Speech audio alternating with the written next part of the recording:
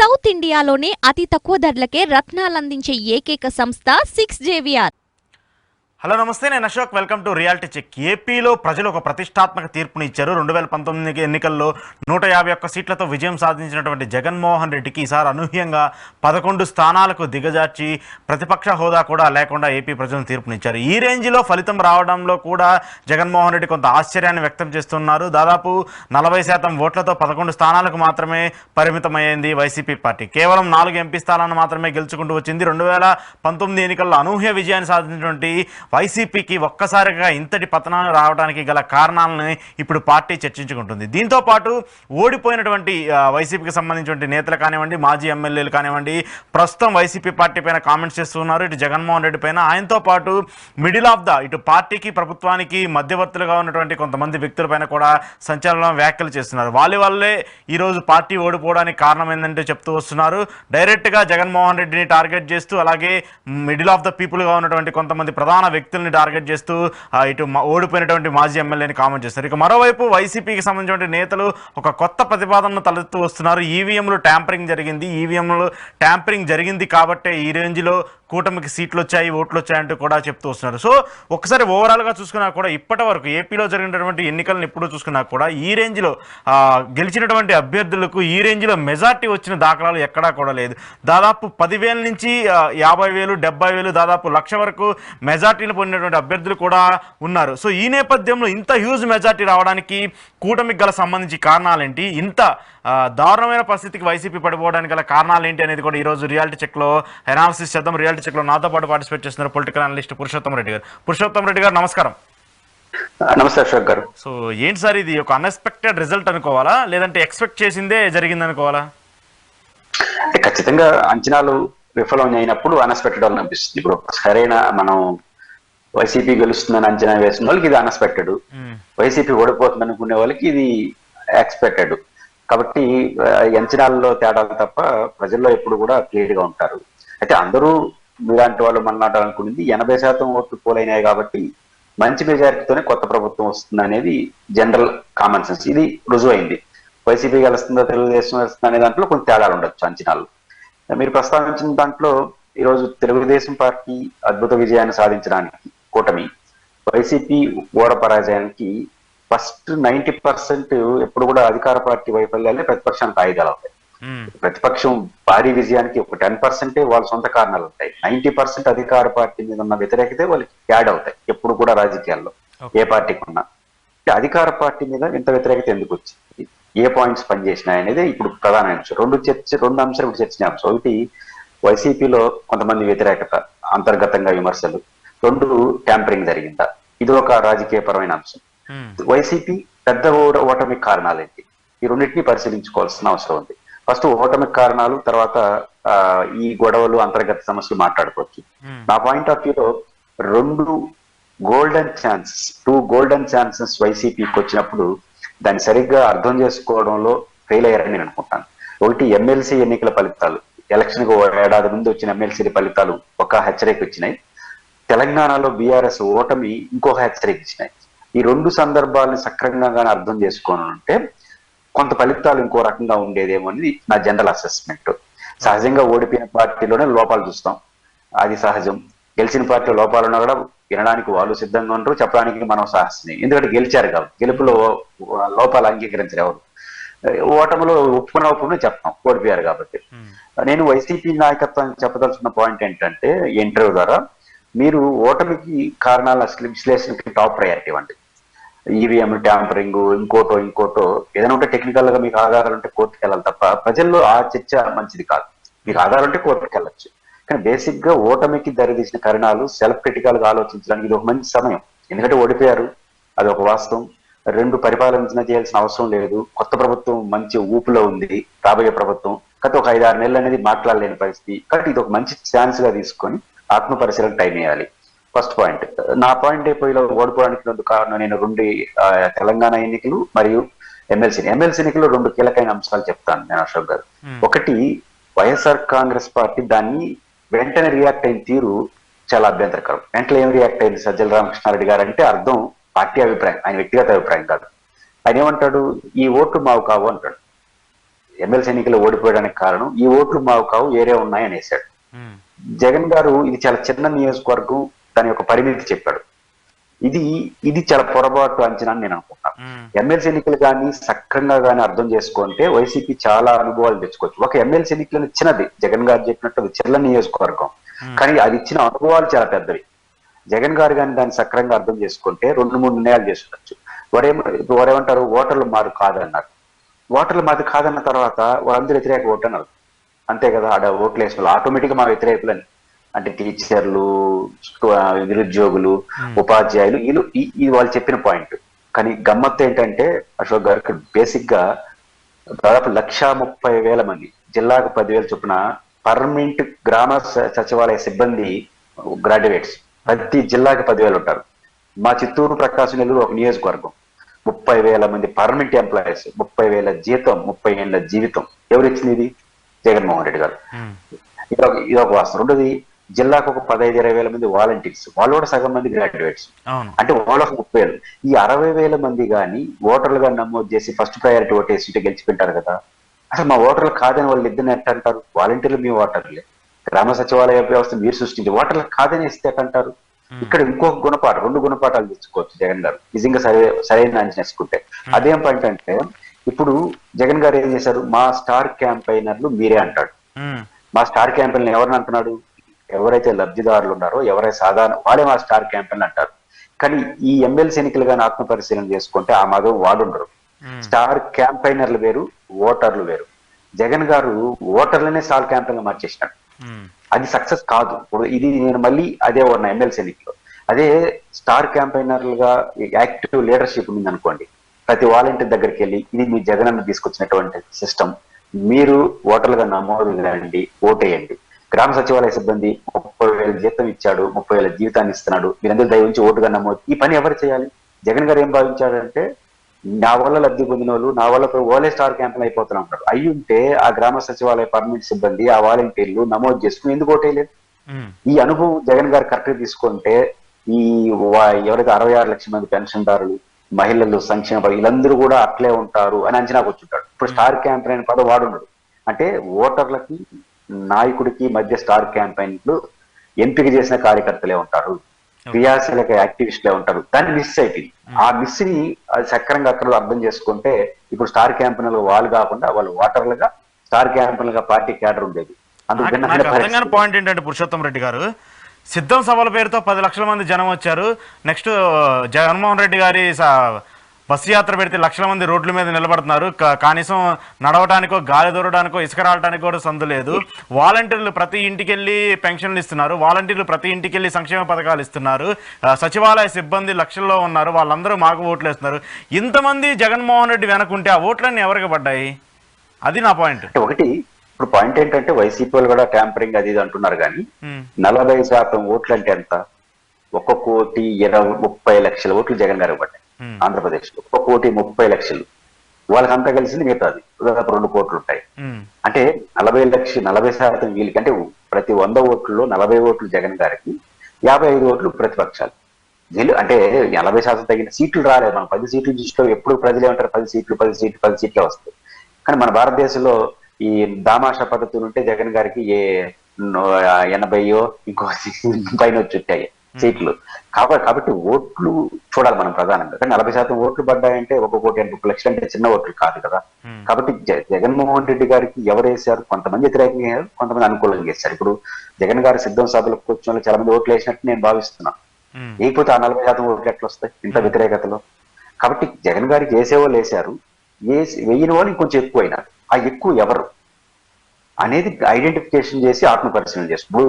చాలా మంది డబ్బులు తీసుకున్నా ఓటేయలేదు, సంక్షేమ పథకాలు అని నిర్ధారణకు వస్తే అది వేరే ట్రాక్ మారిపోతుంది, అది రాంగ్ ట్రాక్ అవుతుంది. ఎవరు అయిపోతుంది 40% ఓట్లు ఎట్లా వస్తాయి? జగన్మోహన్ రెడ్డి గారు డైరెక్ట్ గా అన్నారు కదా, నేను అమ్మ ఒడి ఇచ్చాను, అమ్మ ఒడి ఇచ్చిన ఓట్లన్నీ ఏమైనాయి, నేను రైతులకి నెల ఇచ్చాను, వాళ్ళకి ఇచ్చిన ఆ ఓట్లు ఏమైపోయాయని, ప్రతి పిల్లవాడికి నేను డబ్బులు ఇచ్చాను అదేమైపోయినాయి, నేను అవ్వాతాతలకు పెన్షన్ ఇచ్చాను అవేమైపోయినాయి, వాలంటీర్లకి నెలకి జీతాలు ఇచ్చి ప్రతి ఇంటికి పంపించాను వాళ్ళ ఓట్లు ఏమైపోయాయి, సచివాలయ సిబ్బంది ఒక వ్యవస్థని క్రియేట్ చేసి 1,00,000 ఉద్యోగాలు ఇచ్చాను అవేమైపోయినాయి, 2,35,000 ఉద్యోగాలు ఇచ్చాను నేను 5 సంవత్సరాలు అవేమైపోయినాయి. ఇవన్నీ అడుగుతున్నారు జగన్మోహన్ రెడ్డి గారు. మరి ఇచ్చిన వాళ్ళందరూ అందరూ ఓట్లు అయిపోయి ఆయన దగ్గర డబ్బులు తీసుకెళ్లి కూటమికి ఓట్లు వేశారనుకోవాలా? అంటే 66 లక్షల మంది ఎవరైతే లబ్ధిదారులు ఉన్నారో ఆయన సంక్షేమ పథకాల ద్వారా ప్రభుత్వం ద్వారా లబ్ధిదారు ప్రతి ఒక్కరు తన ఓటుగా అనుకుంటున్నాడు. ప్రతి ఒక్కరు ఓటు వేయరు కదా. నా పాయింట్ ఏంటంటే 66 లక్షల మంది లబ్ధిదారులు పొలిటికల్ లాయల్టీస్ ఉంటాయి, కులాలు ఉంటాయి. నేను నిర్మోహమాటం చెప్తాను, ఈ ఎన్నికల్లో 3 కులాలు రాజకీయ నిర్ణయాలు తీసుకున్నాయి. రెడ్లు, ఇంతకుముందు రెడ్లు నాయుళ్ళే రాజకీయ నిర్ణయాలు ఉంటాయి. అంటే మా పార్టీ బాగున్నా లేకపోయినా మేము వాళ్ళతోనే ఉంటాం. కులాలు ఇప్పుడు వీళ్ళు కాపులు తోడైనారు. అంటే వీళ్ళంతా కలిస్తే 30% పైన ఉన్నారు. 30% మంది ప్రజలు ఎట్ట రౌండ్ అప్ అయినారు, కులాలుగా రౌండ్ అప్ అయిపోయి పార్టీలు లాయల్టీ ఇచ్చారు. ఇంకా వాళ్ళు ప్రభుత్వాన్ని అడుగుతారు. 66 లక్షలు ముగ్గురు ఉంటారా, ఈ 3 కులాలు ఉండరా? వాళ్ళు తీసేవాళ్ళుగా పొలిటికల్ లాయల్టీస్ ఉంటాయి కదా. కాబట్టి ప్రతి సంక్షేమ పథకంలో అది ఉంటాయి తేడా. ఇప్పుడు పోస్టల్ బ్యాలెట్ తీవ్ర వ్యతిరేకత రావాలి, కానీ 30% 40% ఓట్లు వచ్చినాయి కదా వాళ్ళకి. దాంట్లో కులాలు పనిచేసినాయి కదా, వ్యతిరేకించే వాళ్ళు పనిచేసినాయి, సానుకూలంగా ఉండే వాళ్ళు పనిచేస్తాయి. కాబట్టి ఇవన్నీ ఉంటాయి అండి, అక్కడ ఉంటాయి. రెండోది, జగన్ గారికి వ్యతిరేకంగా పడ్డానికి నేను అనుకుంటుంది ప్రధానమైన కారణాలు 2గా భావిస్తాను. ఫస్ట్ పాయింట్, పార్టీ యంత్రాంగం నిర్వీర్యమైంది. పార్టీ యంత్రాంగం ఎక్కడ కూడా యాక్టివ్గా లేదు.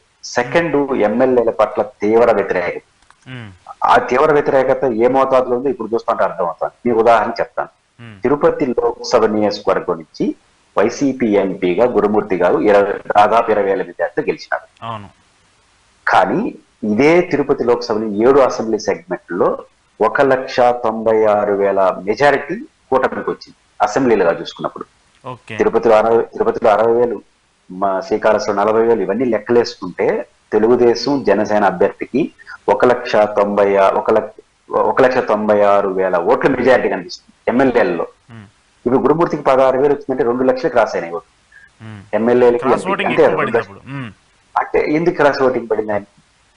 ఇప్పుడు పాయింట్ ఏంటంటే, జగన్ ఇప్పుడు 2 లక్షల ఓట్లు ఎమ్మెల్యేలో మెజారిటీ వచ్చిందంటే ఎమ్మెల్యేలో ఎంత వ్యతిరేకత ఉంది ఎమ్మెల్యేల పట్ల, గురుమూర్తి పట్ల సానుకూలత ఉందంటే కానీ అర్థం చేసుకోలేదు. కొంతలో క్రాస్ ఓటింగ్ ఎందుకు జరుగుతుంది? క్రాస్ ఓటింగ్ జరిగిందంటే అర్థం మీరు నచ్చకపోతే నాకేస్తారు, ఒకే పార్టీ మన ఇద్దరం. కాబట్టి ఈ నియోజకవర్గం నుంచి ఏమి నేర్చుకుంటుంది వైసీపీ? అటు 2 లక్షల ఓట్లు వాళ్ళకి మెజారిటీ వస్తే 20,000 మెజారిటీ వచ్చిందంటే 2 లక్షల పైచిల కోట్లు పాస్ అయినాయి. అంత అవి కూడా యాడ్ అయితే ఎమ్మెల్యేలు గారు గెలుచుంటారేమో. కాబట్టి ఎమ్మెల్యేల పట్ల తీవ్ర వ్యతిరేకత, కార్యకర్తల్లో మాత్రమే కాదు ప్రజల పట్ల వాళ్ళు ఎవరిని తీరు, అవన్నీ ఈ రోజు రూపంలో కనిపిస్తున్నాయి. కాబట్టి ఎమ్మెల్యేలు, నేను 2వ పాయింట్ గా ప్రస్తుతం చెప్పినప్పుడు తెలంగాణ ఎన్నికల్లో ఒక 10-12 చోట్ల ఎమ్మెల్యే అభ్యర్థులు మార్చుంటే బీఆర్ఎస్ గెలిచి ఉంటుందని ఒక చర్చ నడుస్తుంది. దాని నుంచి జగన్ గారు ఏమి నేర్చుకున్నాడు? 70 మందిని మార్చినాడు. అది మార్చడం ప్రహాసనంగా మార్చేశారు. ఆ ప్రహాసనం ఎట్లుంటుందంటే, మా తిరుపతి ఎంపీనే గురుమూర్తిని తీసుకెళ్లి ఎంపీ గుండెకి వచ్చి ఎమ్మెల్యేగా పెట్టారు ఫస్ట్ సత్తివడి. అది కానీ జరుగుంటే అది పోయింటే ఇది పోయి ఉన్న సీటు కూడా పోయేదంటారా? మంచిగా పోయి ఉంటుంది. ఇది ఒక పెద్ద ఎక్స్పీరియన్స్ కదా. రెండోది, కడప అసెంబ్లీలో మీరు తీవ్రంగా చూడండి. కడప అసెంబ్లీ అభ్యర్థిగా జగన్ గారు 3 ప్రకటనలు చేశాడు. ఫస్ట్ ఏంటంటే, రాష్ట్రంలో ఎక్కడ పోయినా భుజం మీద చేసుకొని అన్న, అక్క, చెల్లి అని సంబోధిస్తూ ఓటేయమని సంబోధించాడు అభ్యర్థుల్ని. కానీ కడప అసెంబ్లీలో అభ్యర్థిని పరిచయం చేయలేదు, డిప్యూటీ సీఎంని పరిచయం చేయలేదు. పైపెచ్చు బహిరంగంగా జగన్మోహన్ రెడ్డి గారి క్షమాపణలు చెప్పింది కడప ప్రజలు ఒకే చోట, నన్ను క్షమించండి బాధపడి ఉంటే అని. 3, నా మొహం చూసి ఓటేయండి అన్నాడు. దేని దృష్టిలో పెట్టుకున్నట్టు అశోక్ గారు, ఎమ్మెల్యే కానీ మళ్ళీ అంత వ్యతిరేకత ఉందనే కదా. ఆ అభ్యర్థి పేరుని, మనిషిని పరిచయం కూడా చేయలేదు, అంత వ్యతిరేకత వచ్చిందంటే ఎవడేమన్నట్టు చేయట్లేదు. అంటే నేను ఆయన మీద వ్యతిరేకత నేను చెప్పను, మీ ప్రవర్తన కనపడింది. ఎవరేమన్నారు ఆయన సీటు? ఇంకొక పాయింట్ ఏంటంటే, ఇక్కడ వస్తున్న ప్రధాన పాయింట్, ఎప్పుడు మనం ప్రతిపక్షం చేసే కామెంట్లు విన్నాం. ఏంటి, జగన్మోహన్ రెడ్డి గారు ఎమ్మెల్యేలతో కలవరు, జగన్మోహన్ రెడ్డి ఎమ్మెల్యేలతో కలవాలంటే మధ్యలో ఒక పెద్ద బ్యారికేడ్ ఉంటుంది, వాళ్ళందరం దాటుకొని వెళ్తేనే జగన్మోహన్ రెడ్డి గెలిచే అవకాశం ఉంటుందని చెప్పేసి మొన్నటిదాకా టీడీపీ సభ్యులు లేదంటే చంద్రబాబు, పవన్ కళ్యాణ్ మాట్లాడుతుంటే విన్నాం. ఇప్పుడు ఓడిపోయిన ఎమ్మెల్యేలు బయటకు వచ్చి మాట్లాడుతున్నారు. మమ్మల్ని అక్కడ రానివ్వకుండా ధనంజయ రెడ్డి అడ్డుకునేవాళ్ళు, సజ్జల రామకృష్ణారెడ్డి అడ్డుకునేవాళ్ళు, వీళ్ళందరూ ఆపేసేవాళ్ళు.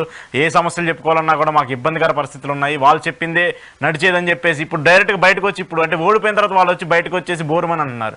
సో ఇది కూడా ఒక వ్యతిరేకత కదా. ఎందుకంటే ఒక ఎమ్మెల్యేగా గెలిచినటువంటి ఒక అభ్యర్థి డైరెక్ట్గా ఇక్కడ ఉన్నటువంటి ఒక సీఎంతో, అయ్యా మా నియోజకవర్గంలో ఈ సమస్యలు ఉన్నాయి, ఇంత నిధులు కావాలి, ఇంత చేయాలని చెప్పేసి ఆయనకి చెప్పుకుంటే, ఆయన దాని సానుకూలతతో మేము ఇది చేయగలం, దీనికి ఇలా ఇస్తాం, ఈ సోర్సెస్ ద్వారా ఇస్తామని చెప్పేసి వాళ్ళు చెప్పాల్సింది చేయాల్సింది పోయి ఈ మధ్యలో ఉన్న వ్యవస్థ మొత్తం జగన్మోహన్ రెడ్డికి ఎమ్మెల్యేలకి కనెక్షన్ లేకుండా డ్యామేజ్ చేసింది అనేది 100% కరెక్ట్ కాదా? ఒకటి, ఇప్పుడు ఇదే ఎమ్మెల్యేలు వైసీపీ గెలుచుంటే వాళ్ళిద్దరు మహానుభావులు అని చెప్పుంటారు. ఆ ఎమ్మెల్యే ఓడిపోయినా కూడా అసలు ధనంజయ మహాన్ 2 కళ్ళు జగన్ గారికి అని ఉంటారు. ఇప్పుడు ఓడిపోయినారు కాబట్టి రివర్స్ లో ఉంటాయి. ఇది ఏ పార్టీలో ఉన్నాయి. ఇప్పుడు తెలుగుదేశం పార్టీ గెలిచింది కాబట్టి చంద్రబాబు గారు అంటారు, ఓడిపోయింటే ఆయన విమర్శించుంటారు సరిగ్గా చేయలేదా. కాబట్టి ఇది సహజం. అయితే సహజమని కొట్టుపరాయి. అంటే దీనికి వైసీపీ అంతర్గతంగా సజ్జల రామకృష్ణారెడ్డి గారు తప్పు చేసినారు, ధనంజయ రెడ్డి, ఇట్లాంటి విమర్శలు మనం చేయలేం. కానీ వాళ్ళ విమర్శలు ఉన్నాయండి. కానీ ఒకటి నిజం, కిందికి పైకి గ్యాప్ అయితే ఉంది. పార్టీ యంత్రాంగానికి జగన్ గారికి విడదీరేలని గ్యాప్ ఉంది. ఆ గ్యాప్ కి ఒక ఉదాహరణ చెప్తాను. తిరుపతికి ప్రతి సీఎం ఒక తన టర్న్ లో 100 సార్లు వస్తాడు. ఎందుకంటే దేవుడు మీద వస్తుంటారు చంద్రబాబు గారు, జగన్ గారు. నేను రాజశేఖర రెడ్డి గారిని, చంద్రబాబు నాయుడు గారిని, రోసయ్య గారిని, కిరణ్ కుమార్ రెడ్డి గారిని, మళ్ళీ చంద్రబాబు గారు, మళ్ళీ జగన్, 6 మంది ముఖ్యమంత్రులు కంటిన్యూగా చూశాను. ఎయిర్పోర్ట్, తిరుపతి ఎయిర్పోర్ట్ ఎట్లా వస్తారు ఇలాంటి జర్నలిస్ట్ రాష్ట్ర తొక్కిసలాట, తోసేసిన పోలీసులు, ఎందుకు సీఎం గెలవడానికి విన్నప్పుడు అసలు ఏ ఘటన జరిగిన సీఎం ఏదైనా ఉంటే జగన్మోహన్ రెడ్డి. ఆయన వచ్చినట్టు కూడా తెలియదు, వెళ్ళినట్టు కూడా తెలియదు. వీళ్ళందరిలో మాస్ లీడర్ జగన్, అది కూడా గమనించాలి. ఆయన క్లాస్ లీడర్ కదా, మాస్ లీడర్. పాయింట్ ఏంటంటే ఒక నియోజకవర్గం నుంచి ఎమ్మెల్యే కొడుకు, ఎమ్మెల్యే కూతురు, ఎంపీ, అంటే ఒక్కొక్క నియోజకవర్గం నుంచి 10ల సంఖ్యలో మీకోసం పనిచేస్తూ ఉంటారు. స్వాగతం పలకడానికి కూడా వాళ్ళు రావట్లేదంటే ఏం జరుగుతా ఉంది? ఇది సీరియస్ గా ఆలోచించాలి కదా. ఇంత గ్యాప్ ఎందుకు పెట్టాలి ముఖ్యమంత్రికి, పార్టీ నాయకత్వానికి? ఇది ఒక తీవ్రమైన విషయం. కాబట్టి బేసిక్ గా ఇవన్నీ చూసినప్పుడు జగన్మోహన్ రెడ్డి గారు ఒక తప్పు అన్నగానే ఒక రాంగ్ మోడ్ లో వెళ్ళిపోయింది యంత్రాంగం. అదేంటంటే జగన్మోహన్ రెడ్డి గారిని కలవడానికి ఎమ్మెల్యేలకు అవకాశం లేదని తప్పు అశోక్ గారు. ఎమ్మెల్యేలు చాలా మంది కలుస్తున్నారు. పాయింట్ ఏంటంటే ఎమ్మెల్యే తర్వాత కూడా కలవట్లేదు. అది ప్రమాదం. ఎమ్మెల్యేలు చాలా విచిత్రంగా నష్టం చేసిన దాంట్లో ఈ బ్యాచ్ ఉంది. ఎమ్మెల్యే కూడా తక్కువ నష్టాలు చేయాలి. వీళ్ళు వాళ్ళని కలవదన్నారు. వీళ్ళు ఏమైనా క్యాడర్ తో బాగున్నారా? మీరు ఏ జర్నలిస్ట్ అడగండి, ఈ క్యాడర్ తో బాగున్నారు ఎమ్మెల్యేలు, ఎవరితో పట్టించుకోవట్లేదు కదా. కాబట్టి ప్రధానంగా గమనించింటే సెకండరీ లీడర్షిప్ ఎవరు సీఎంకి దగ్గర కాల. ఆయనతో ఏమవుతుంది, ఎవరో ఒకరు చెప్తారు, మంచి చెప్తారు, సరే జరుగుతుందని. రెండోది, ఇప్పుడు నాలాంటి వాడు అపాయింట్మెంట్ అడిగి తీయకపోతే నేను ఎందుకు పోతాను? రాయలసీమకు ఆ సమస్యలు నేను పోతాను. ఇస్తే ముఖ్యమంత్రి చెప్తాను, ఇకపోతే ప్రెస్కి చెప్తాను, నేను బాధపడను. కానీ మిమ్మల్ని నమ్ముకొని మిమ్మల్ని జీవితంగా భావించే క్యాడర్ వాళ్ళ పరిస్థితి కాదు కదా. వాళ్ళు ఖచ్చితంగా ఇబ్బంది పడతారు కదా. అట్లాంటి ఒక విపత్కర పరిస్థితి. ఇట్లాంటివి జగన్ గారికి లేకపోవడంలో కొన్ని తీవ్రమైన తప్పులు జరుగుతాయి. ఇప్పుడు నేను రాయలసీమ పేరుతో పనిచేసే వ్యక్తిని కృష్ణా యాజమాన్య బోర్డు కార్యాలయం కర్నూలులో పెట్టాల్సింది పోయి విశాఖపట్నంలో పెడతానంటున్నాడు. పైకేమో న్యాయ రాజధాని కర్నూలు. ఇప్పుడు మాలాంటి వాళ్ళు కలిసి రిప్రజెంటేషన్ ఇచ్చే అవకాశం ఉంటే చెప్పుంటాం, ఆయన మార్చుకుంటాడు. యాక్సెస్ లేదు కదా. కాబట్టి ఈ యాక్సెస్ లేకపోవడం ఇంపార్టెంట్. ఆ యాక్సెస్ ఉంటే వచ్చుంటాయి. అప్పుడు నిజానికి యాక్సెస్ ఉంటే ఎమ్మెల్యేల బండారం అంతా బయటపడుతుంది. ఇప్పుడు ఒకసారి 2 సార్లు చెప్పుంటారు, 2సారి కార్యకర్త మన ఎమ్మెల్యేలను పట్టించుకుంటే ఆయన వాళ్ళు మందలించుంటాడు. నాకు ఇక్కడ అర్థమైంది ఒక 3 అక్కడ ఉన్నటువంటి సజ్జల గారు కానివ్వండి, లేదంటే ధనంజయ రెడ్డి కానివ్వండి, జగన్మోహన్ రెడ్డి గారు, 3వది ఐపాక్. ఈ పాలిటిక్స్ మొత్తం ఈ ముగ్గురు మధ్య నడిచినట్టు కనిపిస్తుంది నాకు ఇప్పుడు చూస్తూ ఉంటే. ఎమ్మెల్యేలతో కనెక్షన్ కూడా ఉన్నట్టు కనిపించట్లేదు. ఇప్పుడు జగన్మోహన్ రెడ్డి గారు ఎవరికి చెప్పాడు థ్యాంక్స్ పోయి? ఐపాక్ టీమ్ థ్యాంక్స్ చెప్పాడు. ఐపాక్ టీమ్ థ్యాంక్స్ చెప్పడానికి నేను తప్పను. కానీ అంతకు ముందే ఒక ప్రకటన చేస్తున్నారు. విశేషమైన కృషి చేసినటువంటి కార్యకర్తలందరికీ, పార్టీ యంత్రాంగానికి ప్రజలకి థ్యాంక్స్ చెప్పేసి మీకోసం పనిచేసిన టీం కూడా థ్యాంక్స్ చెప్పుకోండి, దాని తప్పులేదు.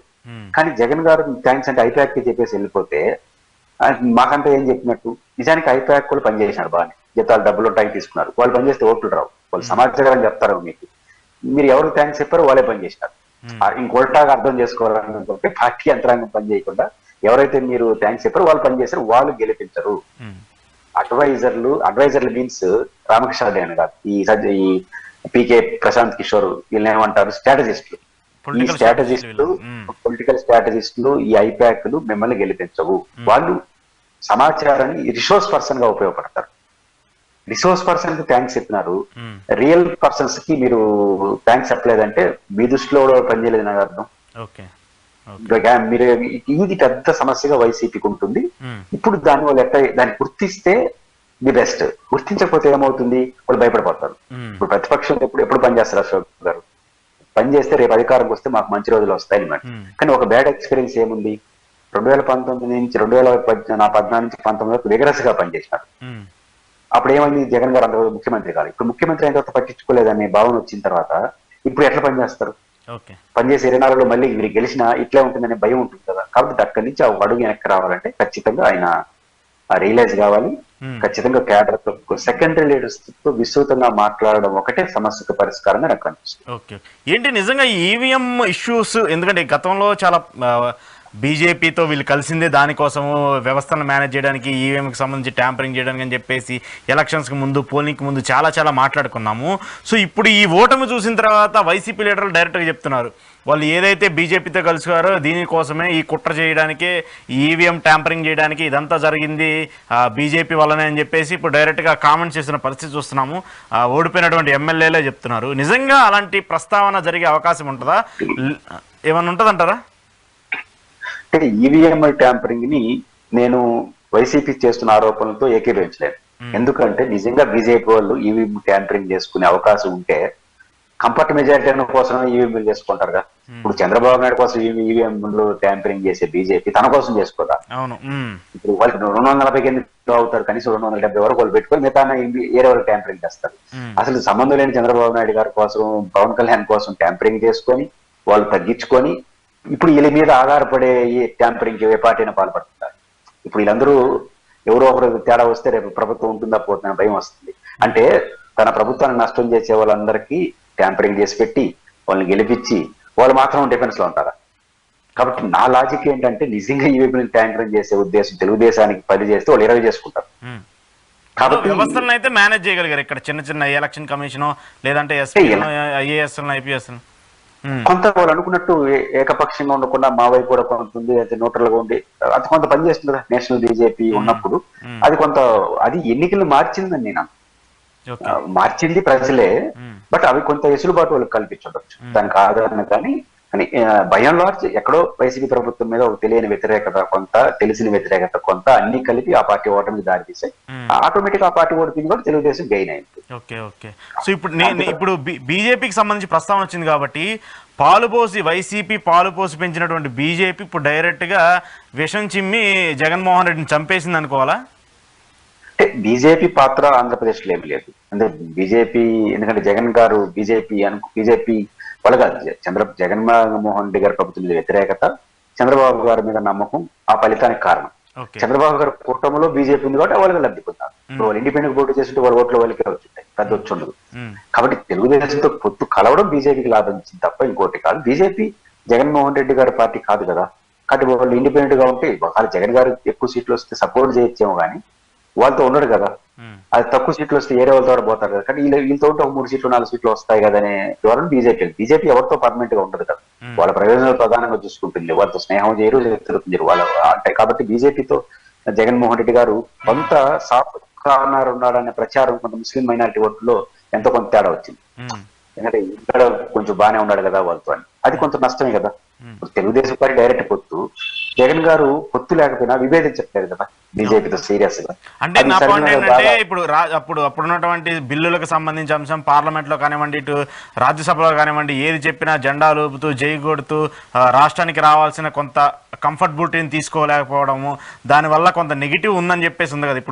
ఇప్పుడు ఉన్నటువంటి ప్రధాన అంశం ఏంటంటే మేము వచ్చాము ఇప్పుడు డెవలప్మెంట్ అప్పుడు మెడల్ వంచి ప్రత్యేక హోదా తీసుకొస్తున్నటువంటి జగన్మోహన్ రెడ్డి క్లారిటీగా చెప్పారు, నాకు వాళ్ళకి పూర్తి మెజార్టీ ఉంది, నేను తేలేకపోయినాను. కనీసం రావాల్సినటువంటి నిధులను కూడా సక్రమంగా తీసుకురాలేదు. ఆ వర్షంలో బీజేపీకి కొంత అడ్వాంటేజ్ ఇచ్చారని చెప్పేసి అనుకోవచ్చు. ఎందుకంటే బీజేపీ మీద ప్రజలు తీవ్ర వ్యతిరేకత ఉన్నారు. ఆంధ్రప్రదేశ్ నాశనం చేసింది, ఇటు వైజాగ్ స్టీల్ ప్లాంట్ని ప్రైవేటీకరణ చేస్తామని చెప్పేసి అప్పుడు వచ్చింది, పోలవరం కంప్లీట్ చేయలేదు, ఏపీకి ప్రత్యేక నిధులు ఇవ్వలేదు, విశాఖ రైల్వే జోన్ ఇవ్వలేదు, కడపలో స్టీల్ ప్లాంట్ పెట్టలేదు.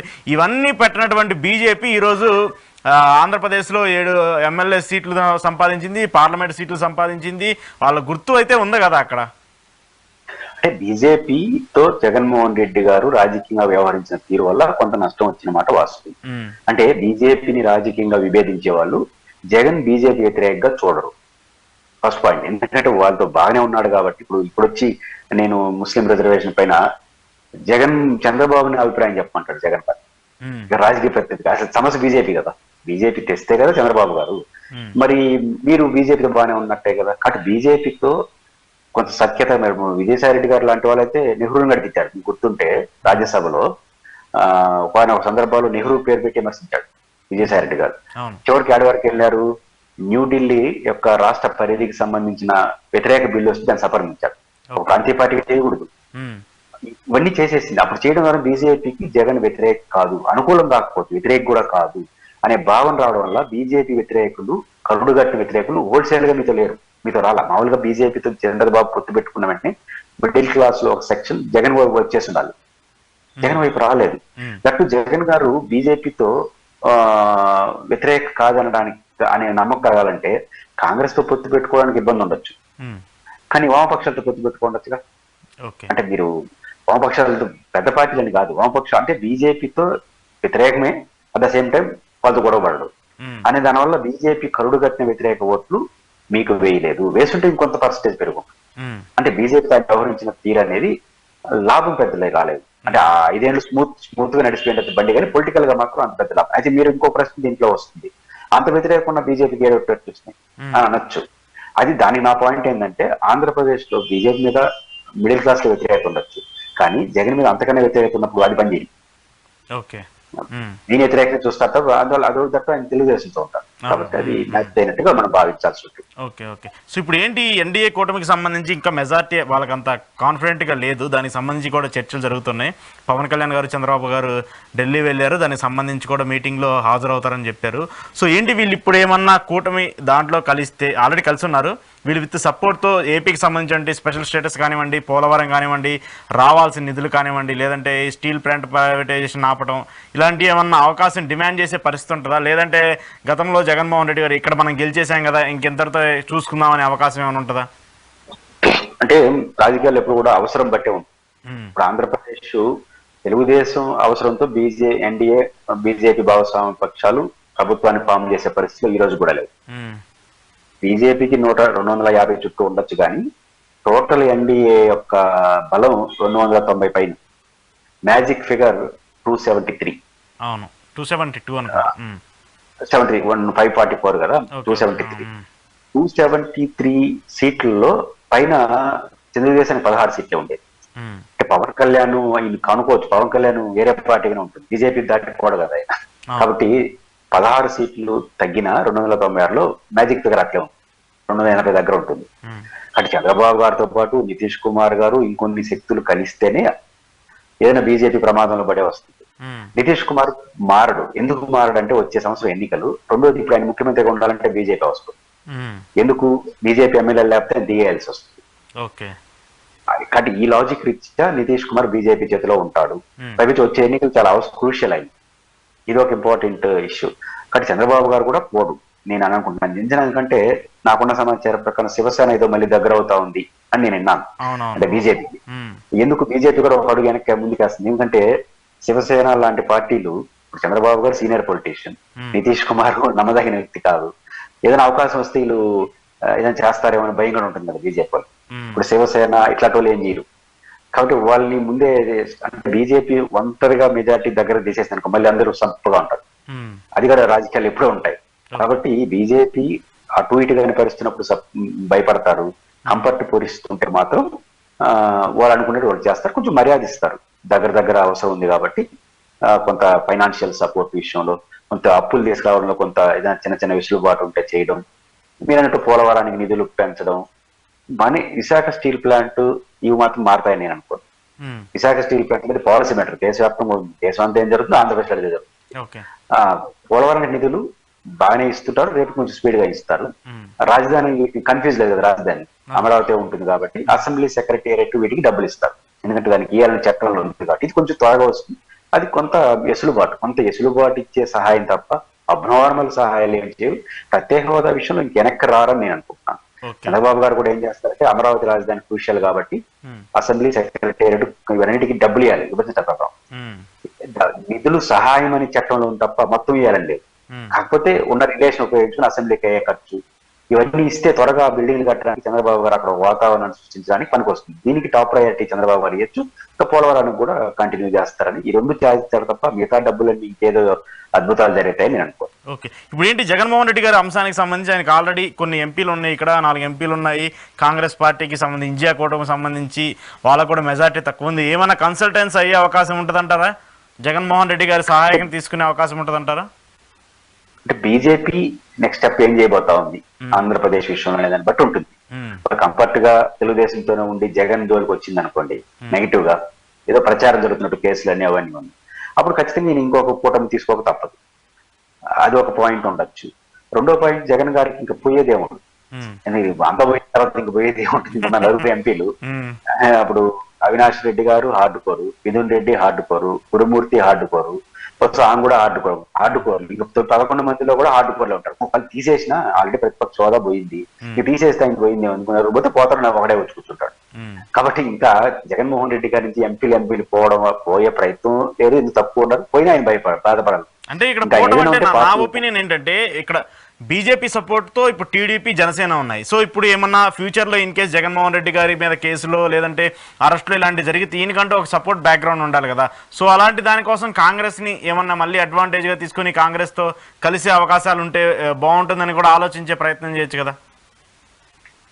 అంటే అంత సాహసం ప్రారంభంలో చేరిపోతుంది. డైరెక్ట్ కాంగ్రెస్ తో ముందే వెళ్తే వాళ్ళు అటాకింగ్ మోడ్ ఎక్కువ ఉంటుంది, అదొక ఇబ్బంది ఉంటుంది కదా. కాబట్టి ఖచ్చితంగా ఇప్పుడు నాకు తెలిసి ఇంకొక 1 year 2 years వరకు ఇది ప్రధాన చర్చగా రాదు.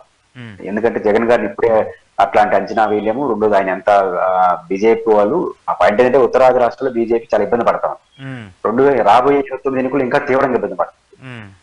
అట్లాంటిది ఇప్పుడు ఆంధ్రప్రదేశ్కి వచ్చేసరికి సౌత్ ఇండియాలో ఎదగాలి. ఇప్పుడు తెలుగుదేశంతో ఉంటే ఆ ఓలిచ్చే 3 సీట్లే వచ్చే ఎన్నికల్లో కూడా, అంతే కదా. కాబట్టి ఇప్పుడు ఒంటరిగా ఎదగాలంటే కూటమి నుంచి బయటకు రావాలి. కూటమి నుంచి బయటకు వస్తే కొత్త సమస్య, నిన్న కలిసిపోలేదు, ఉంటే ఎదగలేరు. అంటే బీజేపీ నెక్స్ట్ స్టెప్ ఏంటి సౌత్ ఇండియా పైన, ఆంధ్రప్రదేశ్ పైన అనే దాన్ని బట్టి కూడా జగన్మోహన్ రెడ్డి గారి రాజకీయ వ్యూహ ప్రతివ్యూహాల్లో మార్పులు రావచ్చు అనుకుంటున్నాను.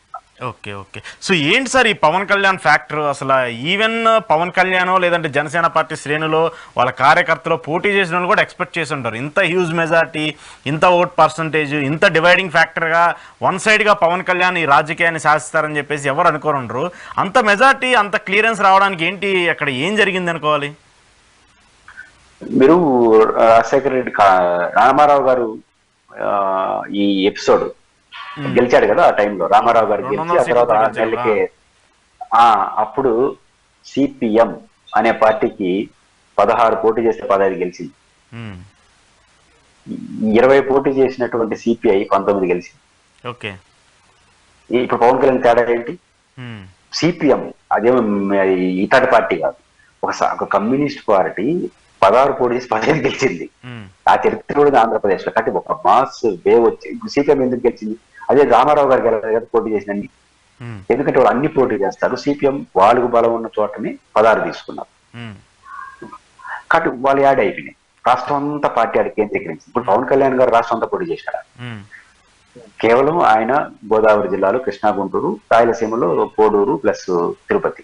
కాబట్టి ఎక్కడైతే వాళ్ళు ఒక కోడూరు మాత్రం కొత్తది, మిగతా అన్ని ప్రాంతాల్లో వాళ్ళు ఆయుపట్టులను పోటీ చేసినారు, కేంద్రీకరించారు, తెలుగుదేశం ఓట్లు యాడ్ అయినాయి, ఆటోమేటిక్ గా అది సక్సెస్ అయింది. కాబట్టి పవన్ కళ్యాణ్ గారు వ్యూహంలో కరెక్ట్ ఉండొచ్చు, తక్కువ తీసుకోవడం, లిమిటెడ్ తీసుకోవడం వల్ల మంచి మెజారిటీ సాధించుండొచ్చు తప్ప, పవన్ కళ్యాణ్ గారు కాబట్టి అన్ని గెలిచారంటే చంద్రబాబు గారు 20-30 పోటీ చేసి అన్ని గెలిచుంటారు. అంటే ఇక్కడ ఏంటంటే పాయింట్ ఏంటంటే, ఇప్పుడు మీరు ఏదైతే చెప్తున్నారో 2 సామాజిక వర్గాలు ఈసారి ఖచ్చితంగా 2 కలిసిపోయాయి, 2 ఏకమయ్యాయి. వాళ్ళు జగన్మోహన్ రెడ్డిని ఓడించాలని చెప్పేసి గట్టిగా పనిచేసినటువంటి నేపథ్యంలో ఓటు పోలరైజేషన్ అవ్వదని చెప్పేసి మనం చాలాసార్లు అనుకున్నాం. మీరు కూడా చెప్పారు, ఇప్పుడు తిరుపతి లాంటి ప్రాంతంలో ఇప్పుడు అక్కడ సైకిల్ గుర్తుండదు, అక్కడ ఎలా ఓటేస్తారు, గ్లాసు గుర్తుని వాళ్ళు ఎలా యాక్సెప్ట్ చేస్తారని మీరే చెప్పారు చాలాసార్లు. అలాంటి పరిస్థితుల్లో కూడా వాళ్ళు కింద క్లీన్ స్వీప్ చేయడాన్ని ఎలా చూడాలి? అంటే ఒకటి, పోలరైజేషన్ తెలుగుదేశం ఓట్లన్నీ జనసేనకి, జనసేన ఓట్లన్నీ తెలుగుదేశానికి, బీజేపీ ఇలా షిఫ్ట్ అవుదేమో అని అనుకున్నాం, ఎందుకంటే అంత ఏకపక్షంగా. కానీ ఇక్కడ పాయింట్ ఏంటంటే అధికార పార్టీ మీద వ్యతిరేకత యొక్క తీవ్రత షిఫ్ట్ కారణమై ఉండొచ్చు. మనం అది ఇంత తీవ్ర వ్యతిరేకత ఉందని మనం అంచనా లేకపోయినాం, నేను అంచనా లేకపోయిండొచ్చు. కాబట్టి సహజంగా వ్యతిరేకత ఎక్కువ లేనప్పుడు, వ్యతిరేకత లేదా సానుకూలత ఒక తీవ్ర స్థాయిలో లేనప్పుడు మాత్రమే షిఫ్ట్ కావు. సానుకూలత వ్యతిరేకం వచ్చి సానుకూలత ఎక్కువ ఉన్నప్పుడు కూడా పోలరైజేషన్ తక్కువ ఉంటుంది. వ్యతిరేక భావంలో పోలరైజేషన్ బాగా వచ్చేస్తుంది. కాబట్టి ఎట్లయినా జగన్ ఓడించాలన్న పవన్ గారి కసి వాళ్ళని అభిమానించే వాళ్ళంతా ఎక్కింది. ఆటోమేటిక్ గా వాళ్ళు పోలరైజేషన్ అయిపోయినారు. పవన్ కళ్యాణ్ క్రూషియల్ పీరియడ్ లో మాతో ఉన్నాడు అనేది బహుశా తెలుగుదేశం క్యాడర్ పనిచేసి ఉండొచ్చు, అది వాళ్ళతో కలిగింది. ఇప్పుడు బీజేపీకి అంత ఫిట్ కాలేదు కదా, బీజేపీ గెలిచుండొచ్చు కానీ అన్ని గెలవలేదు కదా. అంటే వాళ్ళకి చాలా తక్కువ ఓడిపోయారులేండి. వాళ్ళు 3 స్థానాలు అసెంబ్లీ, ఒక 3 పార్లమెంట్ ఓడిపోయారు. సగం అంటే పవన్ కళ్యాణ్ లాగా షిఫ్ట్ కాలేదని అర్థం బీజేపీ కోర్టు. ఇప్పుడు రాజంపేటలో ఎమ్మెల్యే నుండి వాళ్ళే గెలిచినారు. మిథున్ రెడ్డి గెలిచి అంటే షిఫ్ట్ కాల, అంటే షిఫ్ట్ అంటే 90% అయ్యొచ్చు, 10% కాలేదు. కానీ జనసేన పవన్ కళ్యాణ్ విషయంలో తెలుగుదేశం శ్రేణిలో ఒక సాఫ్ట్ కార్నర్. చంద్రబాబు నాయుడు గారు జైల్లో ఉన్నప్పుడు కలవడం ద్వారా ఒక ఆపద సమయంలో మాతో ఉన్నాడు అనే కృతజ్ఞత తెలుగుదేశం క్యాడర్ లో మనకు కనపడింది. అది షిఫ్ట్ కారణమైనది. 2, జగన్మోహన్ రెడ్డి ప్రభుత్వం మీద ఉన్న వ్యతిరేకత షిఫ్ట్ పోలరైజేషన్ కారణం. ఈ 2 కారణాలు ఇచ్చి అయి ఉండొచ్చు అని ఇప్పుడు మనం అనిపిస్తుంది. ఆ రోజు అంచనా వేయడంలో మనం విఫలమైండొచ్చు. ఓకే. ఏం చంద్రబాబు ఆపద సమయంలో పవన్ కళ్యాణ్ ఆదుకున్నాడు, మరి ఈ ఆపద సమయంలో పవన్ కళ్యాణ్ చంద్రబాబు నాయుడు 5 సంవత్సరాలు ఆదుకుంటాడా? అంటే ఇప్పుడు పవన్ కళ్యాణ్ గారు ఆపదలో లేడు. ఫస్ట్ పాయింట్ మంచి ఆయన ఇందాక కూడా అన్నారు, మనం గవర్నమెంట్ లో ప్రధాన పాత్రలో ఉంటాము, ప్రతిపక్షము మనమే, అధికారంలో భాగస్వామ్యం మనదే అని ఇందాక ఆయన కూడా కొన్ని కామెంట్స్ చేశారు. సో దాన్ని బట్టి చూసుకుంటే వాళ్ళ మధ్య ఎప్పుడు మన టీడీపీ జనసేన ఎప్పుడు మధ్య చిన్న ఏదంటారు మొగుడు పిల్లల మధ్య గొడవలు జరిగినట్టు చిన్నగా జరుగుతూనే ఉంటాయి కదా. చంద్రబాబు నాయుడు గారు జగన్ గారికి ఓడిపోయి పెద్ద టాస్క్, తిరిగి పుంజుకోవడం. జగన్మోహన్ పెద్ద విజయం సాధించి దాన్ని నిలబెట్టుకోవడం చంద్రబాబు గారికి పెద్ద టాస్క్. ఎందుకంటే విపరీతమైన ఆశలు కదా. ఇప్పుడు పాయింట్ ఏంటంటే ఎక్కువ మంది ఎమ్మెల్యేలు గెలిచిపోయినారు, అందరూ మంత్రి పదవులు ఆశిస్తారు. జనసేన 21 గెలిచిపోయింది, ఆపద సమయంలో సాయం ఆయనకు ఒక 2-3 మంత్రి పదవులు లేదు. బీజేపీ గెలిచిపోయి వాళ్ళకు ఒక 2-3 పదవులు లేదు. తెలుగుదేశం వాళ్ళకి గెలిచిన వాళ్ళకి మంత్రి పదవులు ఇవ్వడమే పెద్ద తలనొప్పి, ఎందుకంటే ఎక్కువ మంది ఆశావాహులు ఉంటారు. ఇప్పుడు పవన్ కళ్యాణ్ గారికి 2-3 ఇవ్వాలి, బీజేపీకి 2-3 ఇవ్వాలి, 2 ఇవ్వాలి. రేపు వివిధ బోర్డులు వీటిలో వాళ్ళందరికీ తలా ఒకటి ఇవ్వాలి. టీటీడీ బోర్డు వేస్తారు, 4-5 ఆంధ్రప్రదేశ్ వాళ్ళకి ఇస్తారు. ఆ 4-5 తెలుగుదేశం హ్యాపీగా ఇచ్చుకోవచ్చు. కానీ 2 పార్టీలు వాళ్ళకి ఒకటి వాళ్ళకి ఒకటి ఇవ్వాలి కదా కనీసం. కాబట్టి ఇప్పుడు అన్నింటిలో పంపకాలకు వస్తారు. ఇది కొంచెం డిఫరెంట్ ఇబ్బంది. కాబట్టి పవన్ కళ్యాణ్ గారు అధికార ప్రతిపక్ష 2 పాత్రలు పోషించడం సాధ్యం కాదు. ఎందుకంటే పోషిస్తారని అంటే ప్రతిపక్షంగా జగన్ ఇరిటేట్ చేయడానికి ఆ మాట ఉంటారు. ఈ ప్రతిపక్షంగా పోయింది నేనే నెంబర్ 2 కాబట్టి ప్రతిపక్షం నాదని ఒక ఇరిటేషన్ కోసం మాట్లాడుంటాడు. కానీ ప్రతిపక్ష పాత్ర పాలకపక్ష రేపటి నుంచి ఖచ్చితంగా అధికార పార్టీ చేసే మంచి చెడ్డలో ఆయన భాగస్వాములు కావాల్సిందే. ఆ నుంచి చిన్న టోన్ మారినా కూడా అది రివర్స్ అయిపోవడం, అది కూటమి ఐక్యతకు దెబ్బతింటుంది. కాబట్టి పెద్ద పర్సనాలిటీ కదా, కాబట్టి పవన్ కళ్యాణ్ గారు ఐక్యంగా ఉండాల్సిందే, వద్దని కూడా బయటికి రావాల్సిందే. కాబట్టి 2 పాత్రలు పోషించడం అనేది వామపక్షాలు అప్పుడు చేసేటి. పొత్తి ధర్మం ఉంటారు, మళ్ళీ పోరాడుతూ ఉంటారు. అందువల్ల వాళ్ళు నష్టపోయారు మొత్తం గ్రాఫ్ మొత్తం. కాబట్టి ఇప్పుడు పవన్ కళ్యాణ్ గారు అది సాధ్యం కాదు. కాబట్టి ఖచ్చితంగా పవన్ కళ్యాణ్ గారు నిర్మాణాత్మకంగా ఉంటే అధికార పార్టీ లేదా అవుట్ బయటకు వచ్చేయడం తప్ప 2 పాత్రలు పోషించడం అనేది పవన్ కళ్యాణ్ సాధ్యం కాదు. చూద్దాం, రేపు ప్రమాణ స్వీకారం ఉంది. ఆ ప్రమాణ స్వీకారం తర్వాత ఈ మంత్రి పదవులకు సంబంధించి ఏమేమి చేంజెస్ వస్తాయో, ఏమేమి నిర్ణయాలు తీసుకుంటారో. థ్యాంక్ యూ పురుషోత్తం రెడ్డి గారు. ఇది ఈరోజు పురుషోత్తం రెడ్డి గారితో ఎక్స్క్లూజివ్ రియాలిటీ చెక్. చూస్తూనే ఉండండి ఈహా టీవీ.